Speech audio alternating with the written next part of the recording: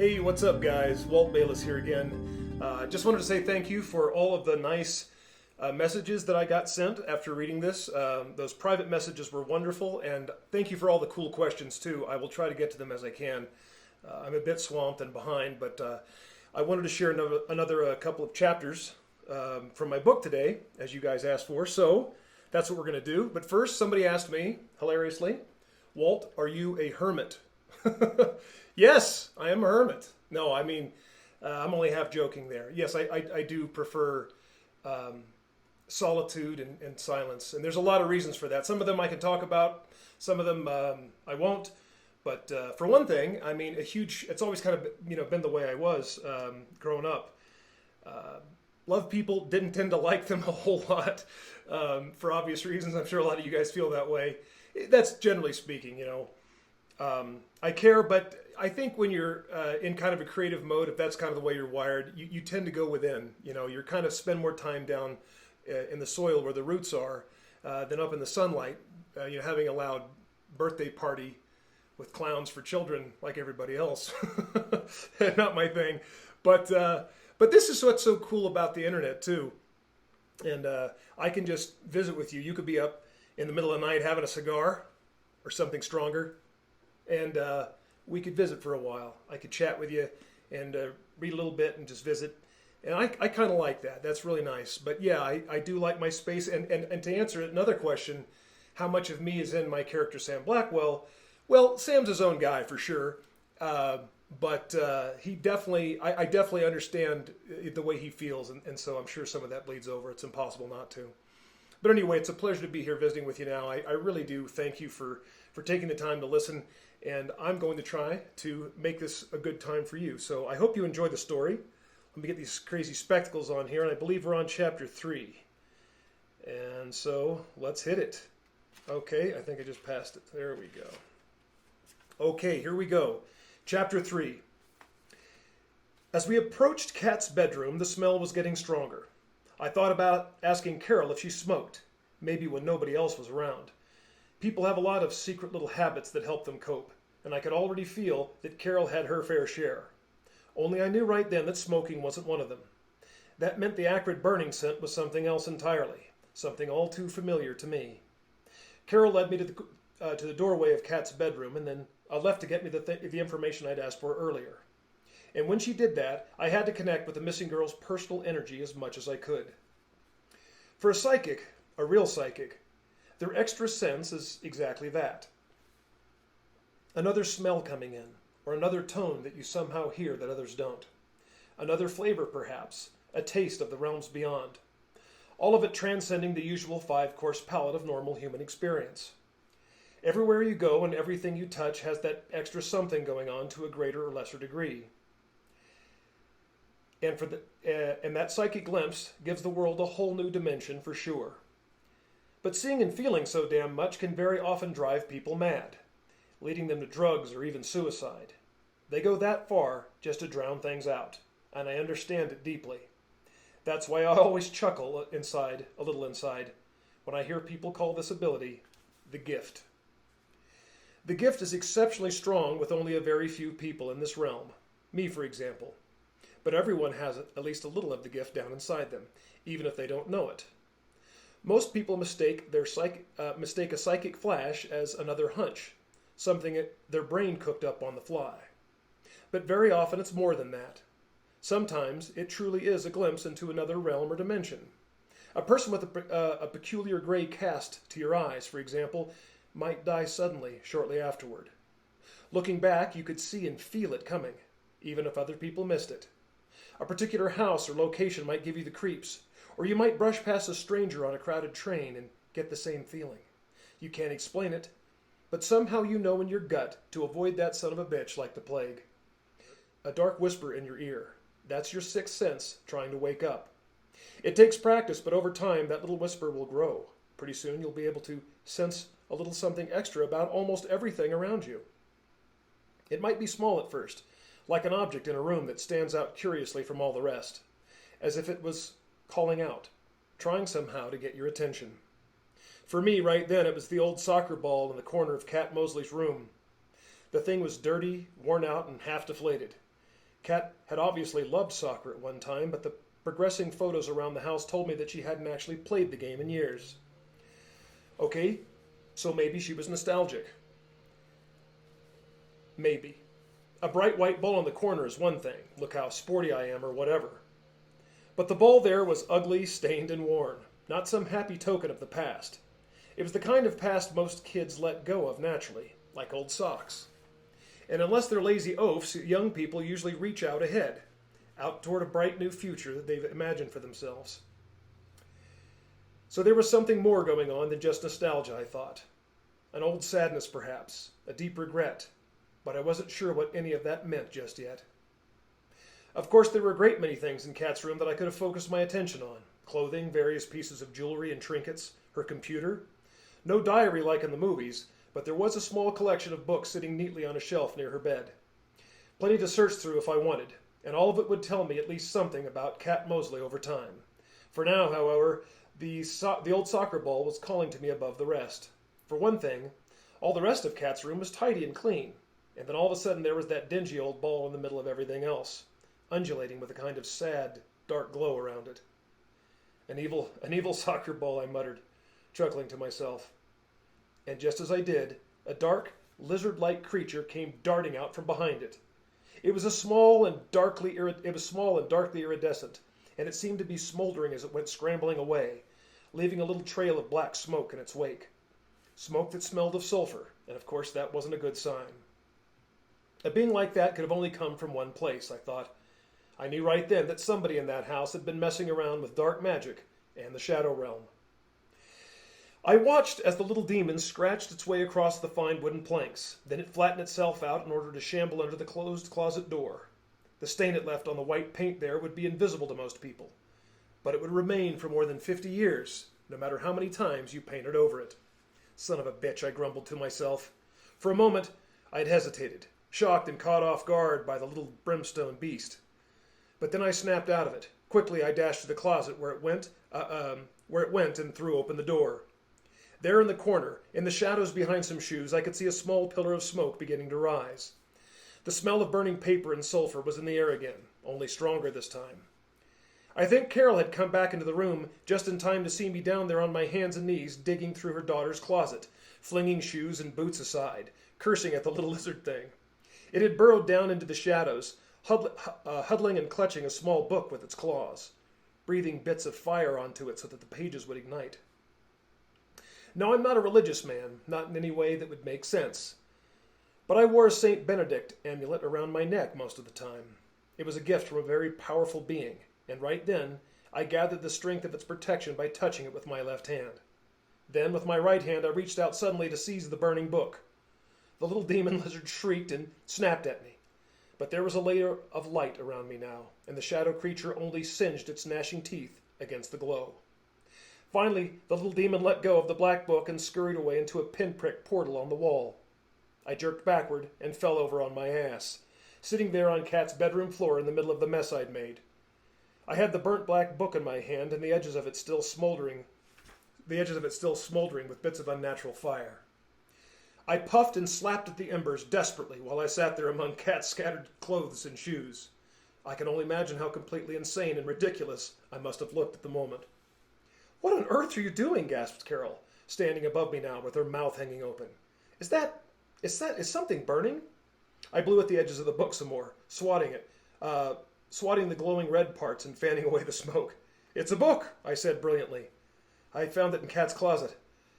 "On fire?" Carol said dubiously. She wrinkled her nose at the bits of falling ash that were headed for the floor, cringing at the mess they'd make. "Actually, yes," I said, dusting out the last of the glowing ash and getting to my feet. "The whole house could have gone up." "I don't understand," said Carol. "How—" "You wouldn't believe me if I told you," I said, holding up the small paperback. It had an all-black cover without any pictures or writing on its face, and as I fanned through the partially burnt edges I could see that there was no visible writing inside the book either. But I could feel that there were hidden words and symbols there, foul and festering like rotten garbage, and yet sweet, somehow. Not sweet like a donut, sweet like revenge or a deep, delicious addiction that won't leave you alone. Powerful and dangerous stuff. I held the empty book up to Carol. "You mind if I take this?" I said. She reached out to touch it, but instinctively I pulled it away. "What are you doing?" she said. "It's my daughter's." "It's infected," I said. "What do you mean it's infected?" said Carol. "That's my daughter's private book." "It's empty," I said, fanning the pages for her to see. "Then why do you want it so badly, Mr. Blackwell?" Carol snapped. But then she paused and shook her head, stopping herself. "Never mind. If you think it'll help find Catherine, just please tell me it wasn't you who set it on fire." "Look," I said, "I'm sorry if some of this gets a little strange. The fact is that some strange energy is in play here. But time is short and I really do need to get working. So you'll have to forgive me for not explaining everything." "Did you get me those names and numbers I asked for? Addresses?" "Here," said Carol, holding out a piece of paper with nice handwriting. I didn't take it right away. I was busy glancing around at the closet floor, searching for any sign of that little bastard who almost burned the house down. But it, whatever it was gone. Crossed back into the dimension where it came from. "Mr. Blackwell," Carol said again, standing there with her arms still outstretched. I glanced up and took the piece of paper. "Thank you," I said, and then knelt into the closet once more. I studied the tiny black burn mark on the wall, the place where the little creature made its otherworldly exit. "Could you please bring me a pen or a pencil?" I asked. Carol found one in Kat's desk drawer. She gave it to me, and I drew a circle around the burned portal, then added a few small symbols to seal it shut. I got up and sat on the edge of Kat's bed for a moment, trying to collect my thoughts, but it was hard with Carol standing there, hovering over me and monitoring me like she was. I realized it was something she'd probably done to her daughter all the time. I looked up at Carol and waited until she snapped out of her habit. "Oh, I'm sorry," she said. "Do you need a minute to, do your thing?" "Please," I nodded. Carol turned away, but then she paused. "Mr. Blackwell, call me Sam." "Sam," Carol said softly, her voice starting to crack. "Is she alive?" "I honestly don't know," I said. "Not yet, anyway. What I'm getting is a scrambled mess right now, but I've worked through worse than this before. Please try not to worry. I know that sounds impossible, but just trying will make a huge difference." "All right," said Carol, dabbing at her eyes. "Thank you. I'll leave you alone now." And then she left, closing the bedroom door behind her. A short while later, I was sitting alone at a local restaurant. I was eating a plate of baked potatoes covered with salsa, and at the same time I was going over the short list that Carol had given me. After studying the names for a while, I felt like visiting Kat's best friend would be the right place to start. Best friends, in my experience, knew a lot more about a person than their family ever did. I checked my phone and saw that I needed to get moving. So I paid my bill, got into the white Lexus I'd rented, and then headed north, hoping I'd beat the traffic. Kat's best friend was a girl named Stephanie Holt, and like Kat, she apparently preferred the abbreviated version of her name. Steph was a student up at the University of Utah doing her undergrad at the time, but she had high hopes for a future MBA. I could feel already that Steph was quite a bit more squared away than Kat was, less wild and impulsive, more driven and ambitious. Not that that was necessarily a good thing, I thought. Being driven did tend to keep people out of trouble when they were young. However, that same restless ambition tended also to drive people into a whole new set of problems later on in life. Problems that weren't for me to solve, I reminded myself. All that mattered at the moment was finding Kat Mosley. I arrived at the University of Utah and pulled into the visitors' parking lot. I shut off the engine and checked my phone. It was almost 3 o'clock, and I thought maybe I'd get lucky enough to find Steph Holt still on campus. That way, I could speak with her without her parents hovering about and constantly butting in. I took a walk and started asking around, completely overwhelmed by how young and immature everybody seemed. Both manners and basic social skills seemed to have taken a dive, I noticed, along with general presence of mind. It was odd to see so many young people wandering this way and that with their heads cranked down, their fragile minds spellbound by tiny digital devices. Compared to many of the beings I had to deal with, I knew humans were much more primitive than they realized, easily distracted and bamboozled by shiny things. Even so, I thought, how a perfectly intelligent person could choose a little screen over a bright big world was a mystery to me. But there I was, watching the new generation mill about, hypnotized and vapid. I had to pull more than a few troubled faces away from their cell phones in order to get some information. Eventually, I ran into some students that actually knew Steph personally. One of them told me that she was most likely studying in the library just behind them. I thanked the girl for her help And bizarrely, she replied, "You're fine." I headed for the library, confident I'd recognize Steph if she was still in there. I'd seen a few pictures of her around the Mosley house and in Kat's bedroom. Steph was a blonde, like Kat, but not so long and lean. If Kat was a marathon, then Steph Holt was the 100-yard dash. Short, athletic, stocky, and fairly cute. I focused on that bright young face and then started searching the building. I was on the second floor of the business library when I began to feel something off to my left. It was Steph, all right. I recognized her unique energy from the many things she touched and imprinted on back at the huge Mosley residence. Steph had spent a lot of time in that house over the years, a lot of time with Kat in general. She had to at least know something about what was going on. I walked around the tall row of bookcases and then up to a little cluster of recliners where Steph was sitting alone. She didn't notice me at first, her sky blue eyes voraciously soaking up the material she was studying at the time. I cleared my throat and sat down next to her. "Excuse me," I said, "Miss Holt?" Steph looked up at me, and at once I could feel the pain still there inside her chest. She was terribly worried about her missing friend and was using her intense ability to focus as a way to escape. Poor Steph was probably studying harder now than she ever had in her life, and not enjoying a single moment of it either. She came out of the book she was reading the way a scuba diver might emerge from a turbulent sea. I let her eyes and mind settle for a moment. "Wait," she began, "are you one of the track coaches?" I chuckled. "Because if you are," Steph went on, "I already told them that this semester is what—" "No," I said, "I'm not a track coach." "Oh," smiled Steph, relieved. "They've been bugging the crap out of me, but never mind. I'm sorry, so who are you?" "My name is Sam Blackwell," I said. "I've been hired by Kat's family to help find out what's happened to her. I've heard a lot of nice things about you." We shook hands then, and in that instant the same vision of the desert returned to me in a flash. The Red Canyon dunes, a bonfire burning high up at a giant rock, a circle etched there into the stone, dark symbols all around it and within. Someone screaming again, screaming for Kat to run. For a moment I was locked into a trance. "Excuse me," said Steph, "but are you okay?" I shook myself out of the vision and let go of the poor girl's hand. I nodded, a little embarrassed. "Yes," I said, I'm so sorry. Listen, I don't want to disrupt anyone here. Is there some place that you and I could talk? I promise it won't take long." Okay, gang, that is chapter 3. I'm going to pretend. The reason why I keep doing this is because I have to wake my computer up, man. I took off the screensaver. It didn't help. I don't know what the hell's going on with QuickTime, but I have to slap it once in a while. Keep the evil spirits away. So anyway, all right, let's say you want to keep going. I'll read one more. Let's hit chapter 4. So he's talking to Steph. Outside, spring was already in the air. The sky was clear, and I could see the mountains rising in a broad, majestic arc around the university. It was sunny that day, and in the low 60s.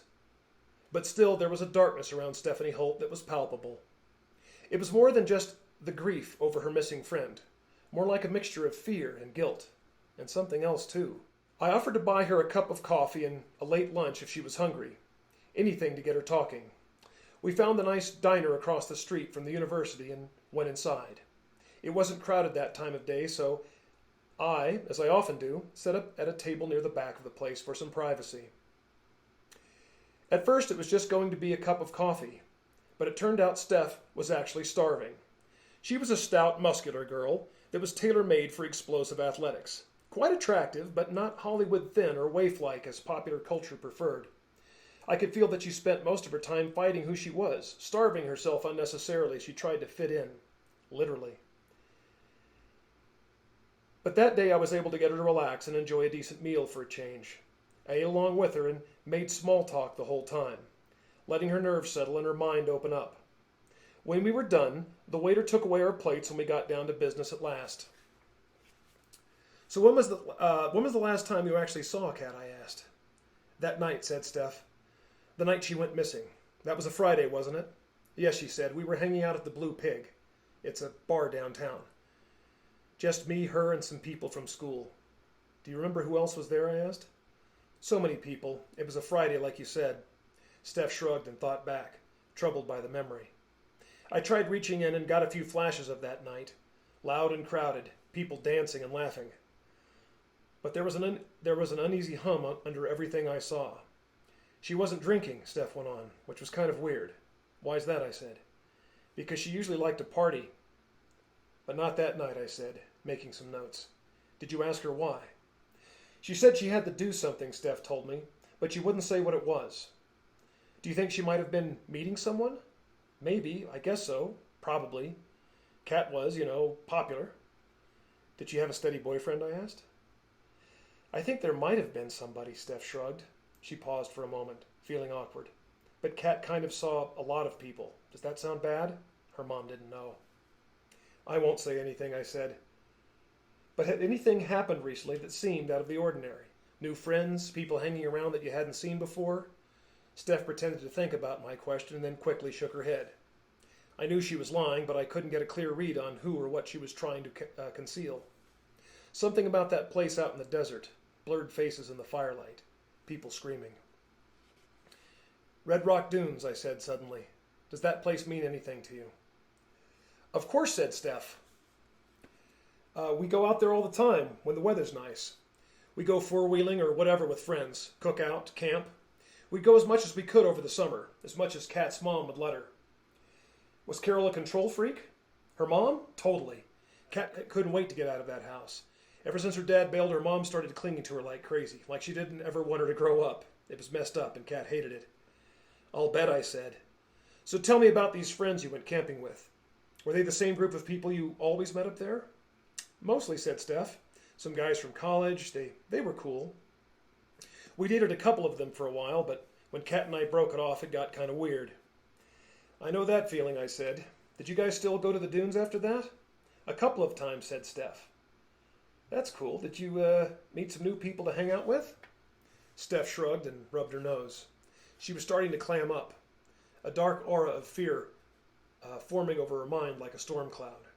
I could feel that it was a primal sort of fear, too, like being chased by a wild animal. But I couldn't make out anything but the dunes, the fire, and the screaming. Screaming for Kat to run. Then nothing.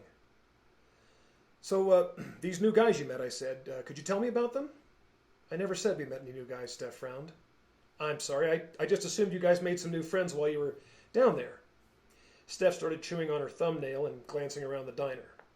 Look, she said, that's all I can remember, okay? I really need to get back to studying. Thank you for the coffee and lunch. She started to get up, and I knew that I was about to lose her. Quickly, I reached into the pocket of my jeans and pulled out the partially charred black book I'd found in Kat's closet. Steph took one look at it and fell backward into her seat again. Where the hell did you get that thing? She hissed. I found it in Kat's closet, I said. Tell me what it means, please. Steph stood from her chair one last time and put her hands up defensively. She started circling my position, like I was a rattlesnake, edging away from the table. Look, she said, Sam, or whatever your name is, I don't want anything to do with that, okay? And I really don't want to talk about this anymore. Wait a second, Steph, I tried. I'll put the book away. Just please. No, she said. I'm done talking. I have to go. The young woman threw the strap of her pack over her shoulder and then hurried out of the diner by herself. As the door slammed closed, the whole place suddenly fell silent too. I sat there and sighed, frustrated as hell.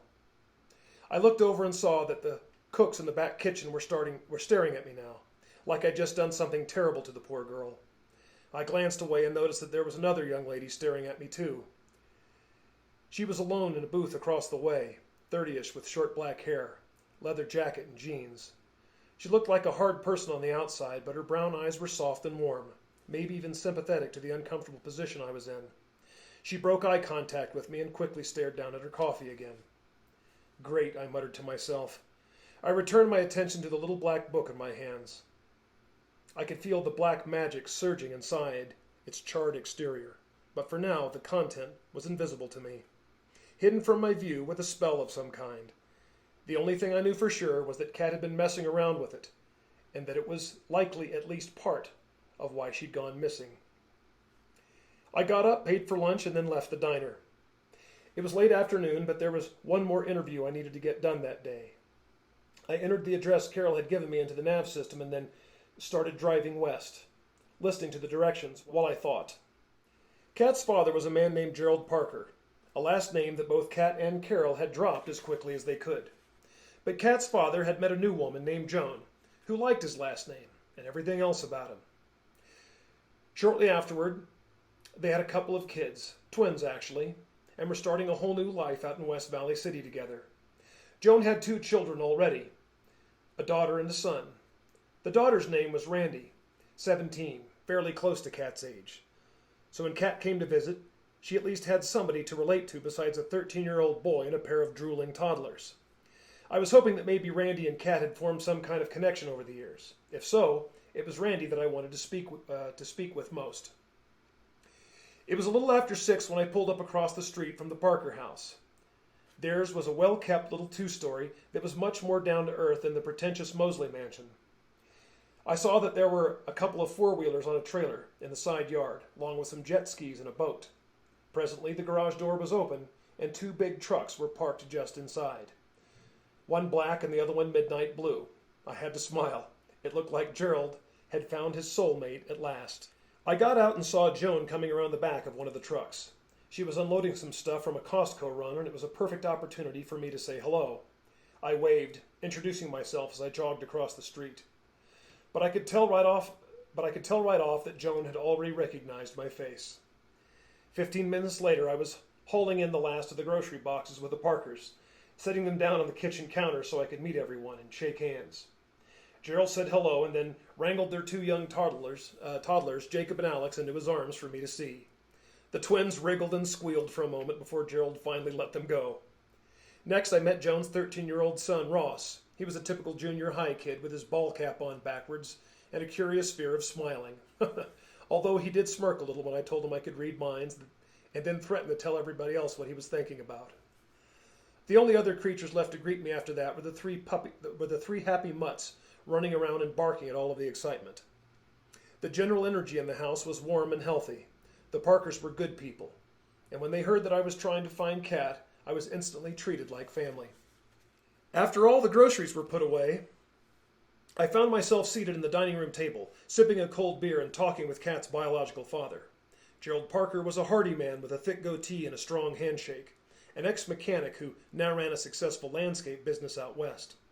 And it turned out that he and Joan were huge fans of the TV series I used to do. "We loved it," said Gerald. "Finder was a great show. So how come you didn't do a 4th season?" I sighed.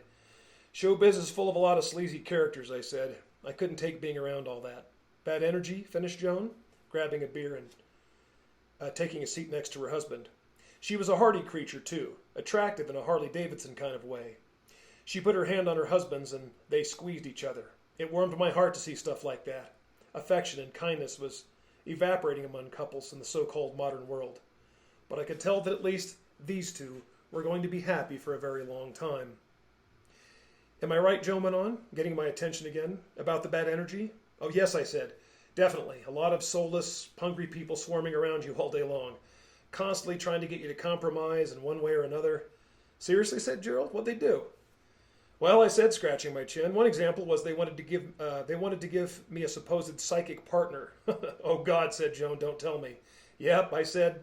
"Some dingbat one of the producers was screwing. She was supposed to follow me around and basically contradict everything that I said. Argue, get in my face, the usual garbage. They said it would give the show a modern feel and some added tension, as if solving murders and missing person cases wasn't enough." "So you told them to take a hike," smiled Joan. "As a matter of fact, I did.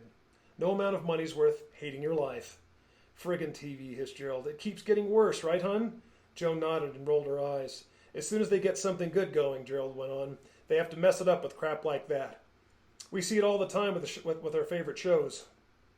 "It's a bummer," said Joan, "but what are you going to do? So how do you like working on your own again?" "I love it," I said. I only take on the cases I want, ones where I can actually make a difference." "And here you are," said Gerald. "I can hardly believe it. I can't tell you how grateful we are." He glanced at his wife, his eyes watering as she lovingly squeezed his hand. Gerald wiped his tears and forced a thin smile. "I've got this funny feeling," he went on, "like she's okay. I don't know why. Please tell me you're going to find my little girl, Mr. Blackwell." "I'm going to do everything I can," I said.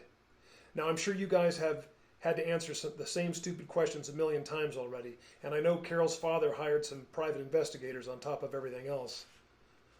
"Morons," said Gerald. Joan scoffed. "They couldn't find their asses with both hands. All they cared about was getting paid. Somewhere in the other room, the sound of gunfire suddenly erupted, followed by screaming and then a huge explosion. "Ross!" Joan shouted. "Turn that crap off! You and your friends go outside or I'll hang you upside down by your feet. You got me?" "Sorry, Mom," groaned Ross, getting up to do as he was told. Joan turned back to the table and shook her head. "What is it with kids these days? You'd think they were allergic to fresh air." I chuckled. A second later, the TV flicked off and the 3 junior high school boys shuffled out into the late afternoon. The screen door slapped closed behind them a few times and then it was quiet again.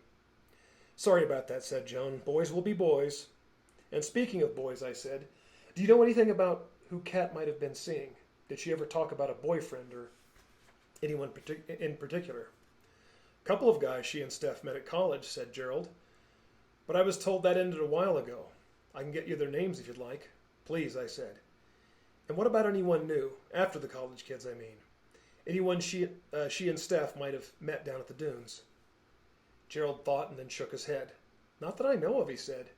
He looked to his wife to be sure, but Joan only shrugged. "She was pretty private about her personal life." "Of course," I said. "I can understand that for sure."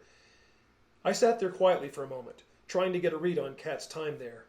But suddenly a soft voice spoke up from behind me. "There was this one guy," she said, "but I don't know his name." I spun around in my chair and saw Joan's daughter, Randy, standing there with a friend she'd brought home from school. Randy nodded and her friend ran off upstairs. She paused after that, looking me over carefully before going on. "Kat talked about him sometimes. He was older, I think, but I never met him. I tried telling the other guys about him, but they didn't even listen." "You mean the detectives?" I said. Well, that was them, kiddo. I'll listen." Randy nodded, her light brown dreadlocks falling onto her face. She brushed them aside awkwardly and avoided eye contact. Joan cleared her throat. "Randy, this is Mr. Blackwell. He's here to help." "The guy from the show," said Randy. "I know. I recognized his voice." "Nice to meet you, Randy," I said, putting out my hand. And right as Randy took it, I could feel the darkness again. The same darkness I'd felt around Stephanie Holt. The same nasty energy that had been smoldering in the shadows of Kat Mosley's closet. I reached back and pulled out the burned black book again. I held it up and Randy's eyes went wide, just like Steph's did a short while ago. "It's all right," I said, "but you know what this is, don't you?" What the hell is going on here?" said Gerald. "Randy, talk to the man." Randy glanced at her parents and then back at me, biting her lip, as an unnatural silence fell over all of us. "Randy," I said softly, "it's all right. I'm just here to help.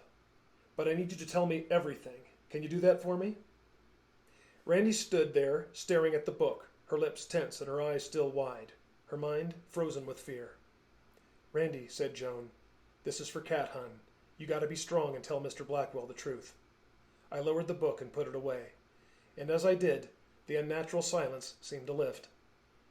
Randy drew in a deep breath and then finally nodded. "Okay," she whispered. "Just let me go tell Anna that I can't hang out right now. It's kind of a long story." And that's the end of chapter 4, and we'll call that the end for this little vid for now. I hope you enjoyed it. I really do. Again, if you're getting excited about the story and getting into it, really like it, please pop on Amazon and grab a hard copy or the Kindle version and leave it a 5-star review if you love it. It would mean the world to me. Other than that, I look forward to seeing you guys again the next time. Thanks for the fun questions and the happy encouragement. Love and blessings to everybody out there. I'll catch you next time.